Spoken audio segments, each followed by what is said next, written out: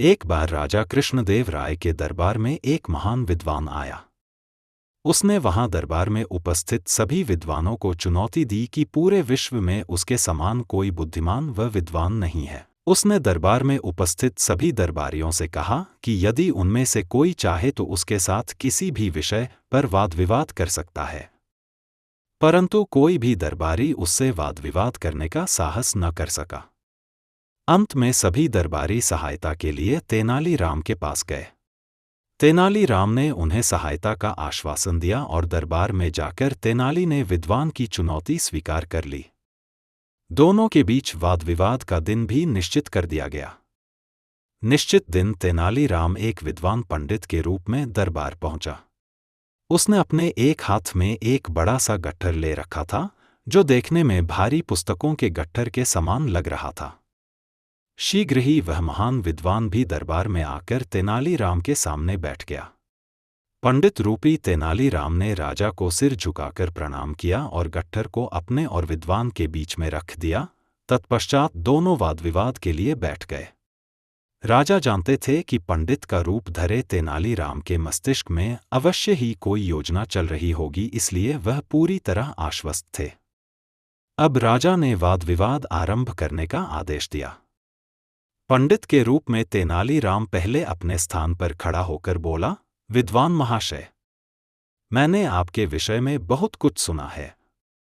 आप जैसे महान विद्वान के लिए मैं एक महान तथा महत्वपूर्ण पुस्तक लाया हूं, जिस पर हम लोग वाद विवाद करेंगे। महाशय, कृपया मुझे इस पुस्तक का नाम बताइए, विद्वान ने कहा। तेनालीराम बोले, विद्वान महाशय, पुस्तक का नाम है तिलक्षिता महिषा बंधन। विद्वान हैरान हो गया। अपने पूरे जीवन में उसने इस नाम की कोई पुस्तक न तो सुनी थी न ही पढ़ी थी। वह घबरा गया कि बिना पढ़ी सुनी हुई पुस्तक के विषय में वह कैसे वाद विवाद करेगा। फिर भी वह बोला, अरे, यह तो बहुत ही उच्च कोटि की पुस्तक है।